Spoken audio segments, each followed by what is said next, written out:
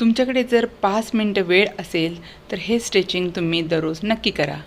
जर तुम्ही तुमच्या दोन्ही हातांना बाजूला घेत या पद्धतीने क्लॉक अँटी क्लॉकवाईज फिरवले तर तुमच्या खांद्यांचे जे आजूबाजूचे स्नायू आहेत ते ताणले जातात आणि त्यांची ताकद वाढली जाते। त्यामुळे खांदेदुखी, हातांचे दुखणे पूर्ण बरे होते। जर तुम्ही तुमची मान श्वास भरत वरती नेली आणि छताकडे एकटक पाहिले तर मानेचे जे मागचे स्नायू आहेत त्यांना पूर्ण दाब मिळतो आणि मानेचे दुखणे जे आहे ते कमी होते। तसंच आपल्या कंठावर जो ताण निर्माण झाला आहे त्यामुळे थायरॉइड ग्रंथी ॲक्टिव्ह होतात आणि तुमचा थायरॉइड आजार पूर्ण बरा होतो।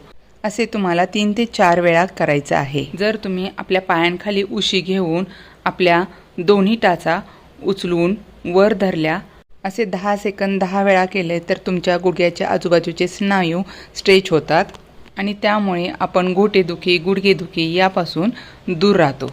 तुम्ही जर तुमच्या हातांना या पद्धतीने समोर जुळवून श्वास भरत पूर्ण मागे आणले आणि श्वास सोडत पुढे आणले असे तुम्ही 10 ते 12 वेळा दररोज केले तर तुमचे खांदे पूर्ण रिकामे होतात आणि खांदेदुखीचा त्रास पूर्ण कमी होतो। तसेच झुकलेली जी पाठ आहे ती सरळ होण्यास मदत होते। जर तुम्ही तुमच्या हातांची बोटे आतमध्ये ताकदीने 15 ते 20 वेळा दररोज दाबली तर तुमच्या हातांचे जे खांद्यापर्यंतचे स्नायू आहेत ते पूर्ण स्ट्रेच होतात आणि आपल्या हातांची ताकद वाढली जाते। जर तुम्ही या पद्धतीने बसून आपल्या पायांना 90 डिग्रीजमध्ये दोन्हीकडे 10 ते 12 वेळा दररोज हालचाल केली तर तुमच्या पाठीला व खुब्याला चांगला ताण मिळून तिथले स्नायू चांगले स्ट्रेच होतात।